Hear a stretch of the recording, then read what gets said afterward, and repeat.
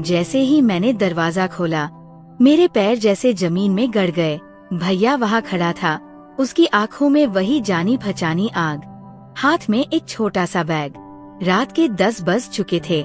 पति कोलकाता से कल सुबह लौटेगा। आज सारी रात मैं तुझे अपना बनाऊंगा। उसकी आवाज कांप रही थी। एक बार के लिए, आखिरी बार। मैं पीछे हटना चाहती थी, लेकिन नहीं हट पाई।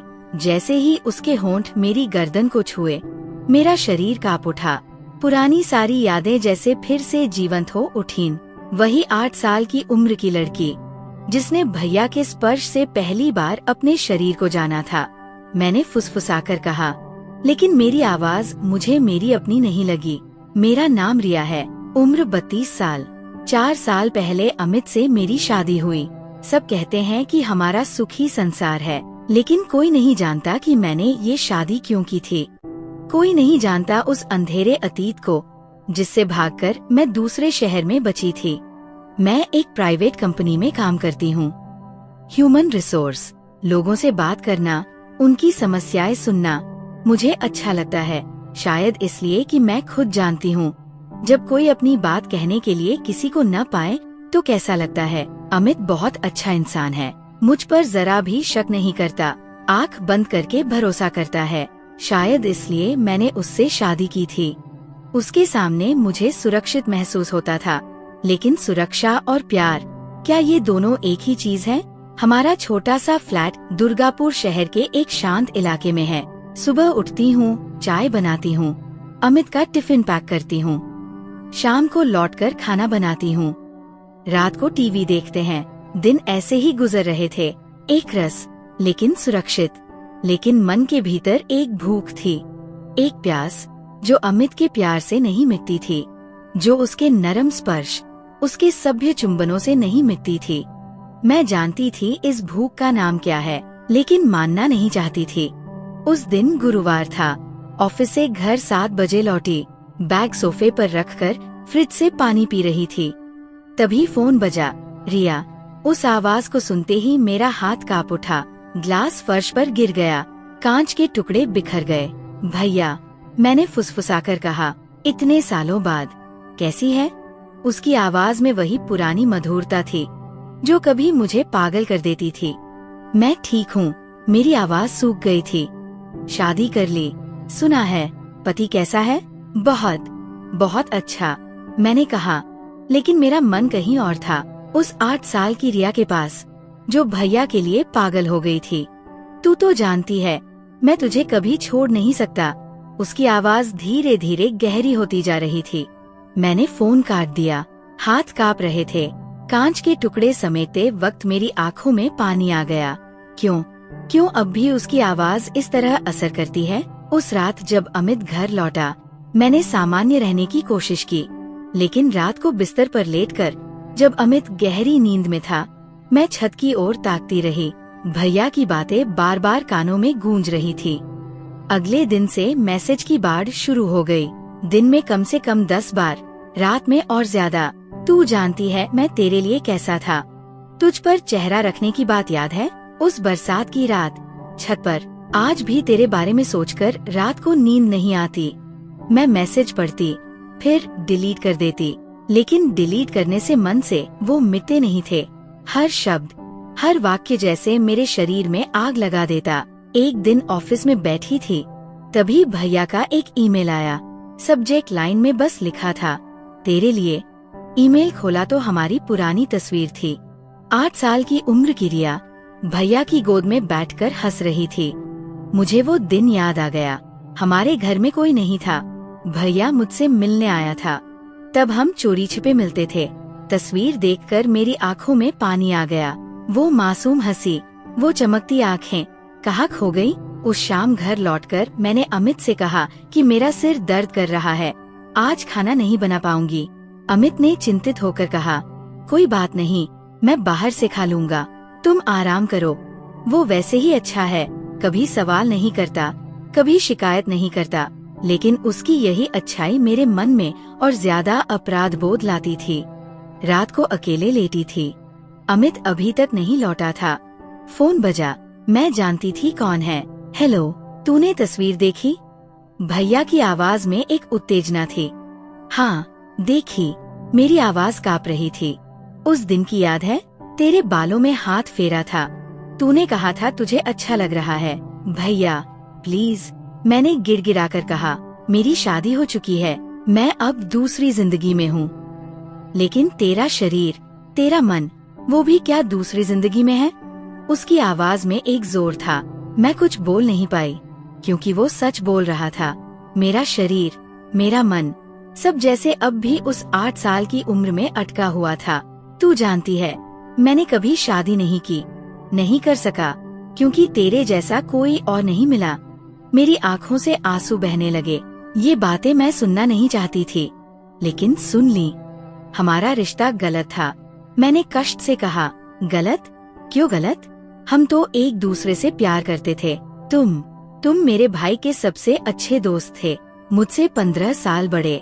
ये सब कुछ नहीं रिया, प्यार का कोई उम्र नहीं, कोई रिश्ता नहीं। मैंने फोन काट दिया, लेकिन उसकी बातें मेरे दिमाग में घूमती रहीं। उस रात जब अमित लौटा, उसने देखा मैं रो रही थी। क्या हुआ रिया, तुम इतनी उदास क्यों हो? उसने मेरे माथे पर हाथ रखा। कुछ नहीं, मैंने झूठ बोला। ये झूठ बोलते वक्त मुझे लगा कि मैं अमित के साथ धोखा कर रही हूँ। अगले हफ्ते अमित कोलकाता गया, काम के सिलसिले में 3 दिन का ट्रिप। मैं अकेली थी। उस रात भैया ने फोन किया, तेरा पति घर पर नहीं है ना? मेरी आवाज सूख गई। तुम्हें कैसे पता? मैं तेरा बहुत कुछ जानता हूँ। रिया, तू किस ऑफिस में काम करती है? कब घर लौटती है? किस दुकान से खरीदारी करती है? मेरा शरीर कांपने लगा। तुम मेरा पीछा कर रहे हो? पीछा नहीं, देखभाल। मैं पिछले महीने से तेरे शहर में हूँ। रिया, मुझे लगा मेरे पैरों तले जमीन खिसक रही है। क्यों आए? तेरे लिए, तुझे लेने। मैं नहीं जाऊंगी। मेरा यहाँ संसार है, पति है। तेरा पति तुझे मेरी तरह प्यार कर सकता है? तेरे शरीर के हर हिस्से को मेरी तरह जान सकता है? मैं चुप रही, क्योंकि इस सवाल का जवाब मुझे पता था। मैं आज रात तेरे पास आऊंगा। नहीं, मैंने चीख कर कहा। तू दरवाजा खोले या न खोले, मैं घुसूंगा। फोन कट गया। उस रात मैंने दरवाजे पर 2 ताले लगाए, खिड़कियां बंद कर दी, लेकिन मन का दरवाजा बंद नहीं कर पाई। रात 12 बजे दरवाजे पर खटखट की आवाज आई। रिया, दरवाजा खोल। मैंने सुना, लेकिन जवाब नहीं दिया। अगर तूने दरवाजा नहीं खोला तो मैं तोड़ दूंगा। मैं जानती थी वो ऐसा कर सकता है, उसमें वो ताकत थी। मैंने दरवाजा खोल दिया। उस रात के बाद मेरी जिंदगी पूरी तरह बदल गई। भैया मेरे शहर में ही रुक गया। उसने एक होटल में कमरा लिया। हर दिन फोन करता, मैसेज भेजता, कभी कभी ऑफिस के सामने खड़ा रहता। अमित को कुछ समझ नहीं आता, लेकिन मैं पागल हो रही थी। उस रात क्या हुआ था, ये सोचते ही मेरा शरीर बुखार में जलने लगता। भैया बस मेरे सामने खड़ा था। उसने मुझे छुआ नहीं, लेकिन उसकी आंखों में देखकर मैं समझ गई कि वो मेरे मन की हालत जानता है। तू अब भी मुझसे प्यार करती है, उसने कहा था। मैं कुछ बोल नहीं पाई, क्योंकि वो सच था, लेकिन मैं नहीं कर पाऊंगी। आखिरकार मैंने कहा, क्यों? अपने पति के लिए? नहीं, अपने लिए। मैं अब वो 8 साल की लड़की नहीं हूँ। तू वही लड़की है, बस खुद को छिपा रही है। उसके बाद हर हफ्ते एक बार हमारी मुलाकात होने लगी, एक कॉफी शॉप में। मैं जानती थी ये गलत है, लेकिन खुद को रोक नहीं पा रही थी। भैया कहता, तू बदल गई है, पहले इतना नहीं सोचती थी। पहले मैं छोटी थी, अब समझती हूँ कि क्या सही है, क्या गलत। प्यार कभी गलत नहीं हो सकता। पहले हमारा रिश्ता प्यार नहीं था, वो मैं नहीं जानती क्या था। तो फिर अब भी मेरे साथ क्यों मिलती है? इस सवाल का जवाब मेरे पास नहीं था। एक दिन अमित ने कहा, रिया, तुम किसी परेशानी में हो? आजकल बहुत चिंतित लगती हो। मैंने उसकी आंखों में देखा, कितना निष्कपट, कितना सरल। मुझे लगा कि मैं हर दिन उसके साथ अन्याय कर रही हूँ। कुछ नहीं, मैंने फिर झूठ बोला। अगर तुम चाहो तो हम कहीं घूमने जा सकते हैं, सिलीगुड़ी या दार्जिलिंग। हाँ, जाएंगे। मैंने हंसने की कोशिश की, लेकिन उस रात बिस्तर पर लेटकर मैं सोचने लगी कि मैं क्या कर रही हूँ। एक तरफ पति जो मुझसे प्यार करता है, दूसरी तरफ भैया जिसके लिए मेरा शरीर अब भी कांपता है। मैं जानती थी कि ये सब ऐसे नहीं चल सकता, लेकिन इसे कैसे रोकूं? अगले दिन ऑफिस में भैया का एक मैसेज आया, आज शाम को मिलेंगे मेरे होटल में। मैंने जवाब नहीं दिया और नहीं कर पाऊंगी, मैंने मन में कहा। लेकिन शाम को मैंने खुद को उस होटल के सामने खड़ा पाया। होटल के कमरे में घुसते ही भैया ने दरवाजा बंद कर दिया। जानता था तू आएगी। मैं उसकी आंखों में नहीं देख पा रही थी। बैठ, उसने कहा। मैं बिस्तर के पास की कुर्सी पर बैठ गई। वो मेरे सामने खड़ा हो गया। तू क्यों आई? पता नहीं, मैंने सच कहा। पता है, लेकिन मानना नहीं चाहती। उसने मेरे बालों में हाथ फेरा। मेरा शरीर कांप उठा। देख, अब भी वैसे ही कांपता है। मैं खड़ी हो गई। मैं जाना चाहती हूँ। कहाँ जाएगी? अपने पति के पास? क्या वो तुझे इस तरह छू सकता है? मैं जानती थी कि इस सवाल का जवाब मैं नहीं दे पाऊंगी। उसने मेरा नाम इस तरह पुकारा जैसे 4 साल पहले पुकारा था। मैंने उसकी तरफ देखा। मैं तुम्हें एक दिन भी नहीं भूल पाया। मैं भी नहीं भूल पाई। मैंने आखिरकार स्वीकार किया। हम दोनों कुछ देर चुप रहे, लेकिन इसका मतलब ये नहीं कि हम फिर से। मैंने वाक्य पूरा नहीं किया। क्यों नहीं कर पाई? क्योंकि मैं शादीशुदा हूँ। क्योंकि मेरी एक जिंदगी है, लेकिन उस जिंदगी में तुम खुश नहीं हो, रिया, उसने कहा। ये सुनकर मेरी आंखों में आंसू आ गए, क्योंकि ये सच था।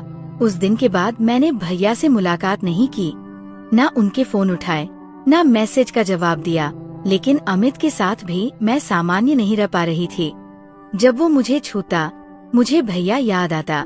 जब वो मुझे चूमता, लगता जैसे किसी और के होंठ है। एक सुबह अमित ने कहा, रिया, हमें बच्चे के बारे में सोचना चाहिए। मैंने उसकी तरफ देखा। इतनी खूबसूरत सुबह, इतना साधारण पल, लेकिन मुझे लगा मैं इस सुख के लायक नहीं हूँ। क्यों? हमारी शादी को 4 साल हो गए। मैंने कहा, मैं अभी तैयार नहीं हूँ। अमित ने कुछ नहीं कहा, लेकिन उसकी आंखों में दर्द दिखा। उस दिन ऑफिस में थी, तभी एक अनजान नंबर से कॉल आया। हेलो रिया, मैं तेरा दादा बोल रहा हूँ। मेरा हाथ कांपने लगा। 4 साल में दादा से एक बार भी बात नहीं हुई थी। दादा, तू ठीक है? सुना है तेरी शादी हो गई। हाँ, ठीक हूँ। रिया, एक बात थी। मेरा दिल धड़कने लगा। सुमन तेरे शहर गया था। उसने बताया कि उसने तुझसे मुलाकात की। सुमन, भैया का असली नाम। रिया, तू समझदार है। तू जानती है कि सुमन के साथ जो हुआ वो गलत था। तू अब शादीशुदा है, तेरा अपना संसार है। मैं कुछ बोल नहीं पाई। सुमन फिर से तेरी जिंदगी में घुसना चाहता है। मैंने उसे मना किया, लेकिन वो नहीं मान रहा। मैं समझ गई कि दादा सब जानता है। उसके साथ कोई रिश्ता मत रखना। तेरा पति बहुत अच्छा इंसान है, उसे दुख मत देना। फोन कट गया। उस शाम घर लौटी तो अमित चिंतित दिखा। क्या हुआ? मैंने पूछा। आज ऑफिस में कोई आया था, तुम्हारे बारे में पूछ रहा था। मेरा खून ठंडा पड़ गया। कैसा आदमी? बुजुर्ग, लंबा। कह रहा था तुम्हारा पारिवारिक दोस्त है। तुम्हारा घर का पता मांगा। मैंने नहीं दिया। कहा, पहले तुमसे पूछना होगा। मैं समझ गई। भैया ने सारी हदें पार कर दी। उस रात भैया का फोन आया। तू मुझे क्यों टाल रही है? तुम मेरे पति के ऑफिस क्यों गए? मैं गुस्से से कांप रही थी। तेरे साथ बात करने का और कोई रास्ता नहीं था। मैंने कहा था, मैं तुमसे कोई रिश्ता नहीं रखना चाहती, लेकिन तू नहीं कर सकती। उस दिन होटल में तेरी आंखें देखी थी। तू अब भी मुझे चाहती है। मैंने फोन काट दिया, लेकिन वो सच बोल रहा था।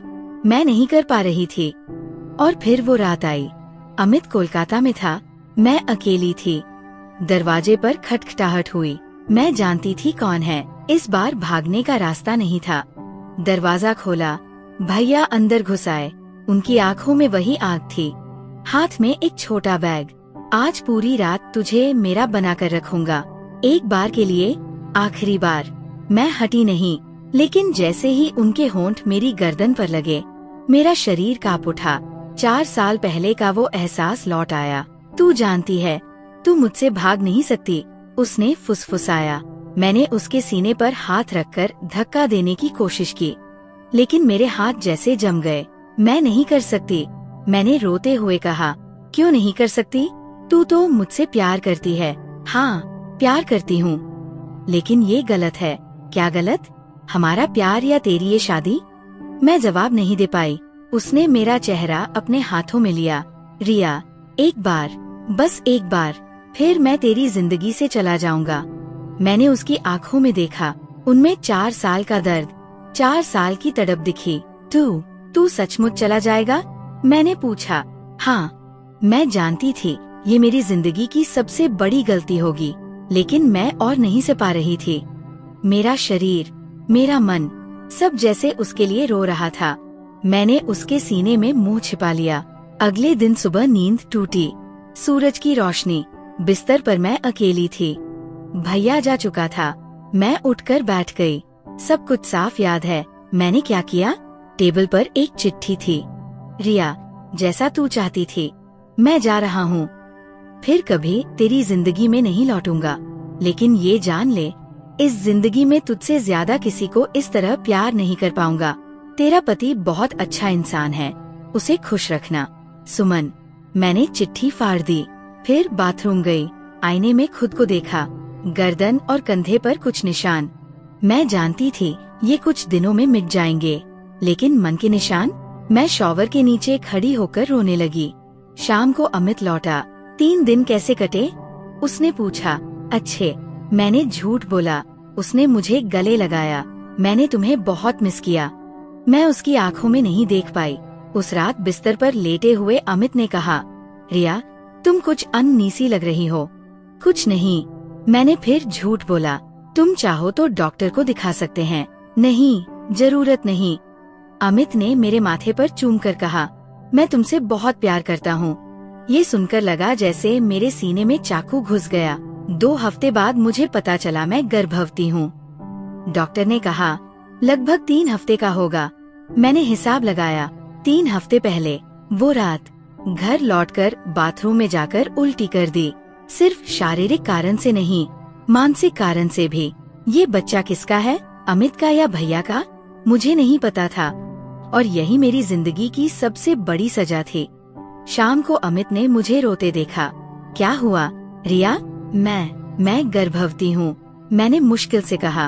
अमित के चेहरे पर जो खुशी की हंसी उभरी, उसे देखकर मुझे लगा मैं दुनिया की सबसे खराब इंसान हूँ। सचमुच हम माता पिता बनने वाले हैं। उसने मुझे गले लगाया। मैं कुछ बोल नहीं पाई, बस रोती रही। इतना क्यों रो रही हो? ये तो खुशी की बात है। मुझे डर लग रहा है। मैंने सच बोला। किस बात का डर? मैं तो हूँ। हाँ, वो है, लेकिन उसे नहीं पता कि ये बच्चा शायद उसका नहीं है। अब मेरा बच्चा 6 महीने का है, एक बेटा। अमित उसके लिए पागल है। रात जागकर उसकी देखभाल करता है, खिलाता है, सुलाता है। लेकिन मैं हर दिन उसके चेहरे को देखती हूँ, ये ढूंढने की कोशिश करती हूँ कि वो किसके जैसा है। कभी लगता है अमित जैसा, कभी लगता है किसी और जैसा। आज रात अमित ने कहा, हम इसका नाम क्या रखेंगे? मैंने सोचा है अर्नव, जो तुम्हें अच्छा लगे। मैंने कहा, तुम खुश नहीं हो रिया? माँ बनकर भी तुम्हें खुशी नहीं मिल रही? मैंने उसकी तरफ देखा। इतना सादा, इतना अच्छा इंसान, और मैं खुश हूँ। मैंने झूठ बोला, लेकिन सच ये है कि मैं हर दिन मर रही हूँ। हर दिन सोचती हूँ कि इस बच्चे का असली बाप कौन है, और इससे भी डरावनी बात ये कि मुझे अब तक नहीं पता कि मैं भैया को भूल पाई हूँ या नहीं। पिछले हफ्ते एक अनजान नंबर से मैसेज आया, बच्चा कैसा है? मुझे पता है ये भैया का मैसेज था। मैंने जवाब नहीं दिया। आज रात बच्चे को गोद में लिए बैठी हूँ। अमित सो गया है। बच्चा मेरी तरफ देखकर हंस रहा है। मैं उसकी आंखों में देखकर सोच रही हूँ, तू किसका बच्चा है? और मैं इस सवाल का जवाब कैसे ढूंढूं? अचानक फोन बजा। रात के 2 बजे। मैंने देखा, वही अनजान नंबर। मेरा हाथ कांप रहा है। मुझे पता है अगर ये फोन उठाया तो सब फिर शुरू हो जाएगा, लेकिन ये भी नहीं पता कि ना उठाने से मेरा मन शांति पाएगा या नहीं। बच्चा अब भी मेरी तरफ देखकर हंस रहा है, जैसे उसे पता हो कि उसकी माँ किस दुविधा में है। फोन की रिंग बजती जा रही है। मुझे नहीं पता मैं क्या करूँ।